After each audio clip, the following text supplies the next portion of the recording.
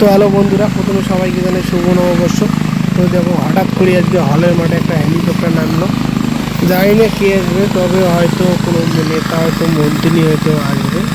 হয়তো হেলিকপ্টার তো বেশিক্ষণ হয়তো থাকবে না। তো কেউ নামলো না হেলিকপ্টার থেকে।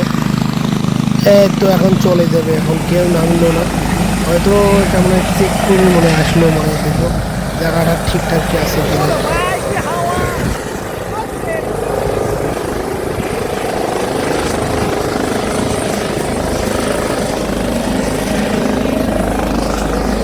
তো এখন চলে গেল হেলিকপ্টারটি, এখনই কিন্তু আসলো সকাল 10টায়।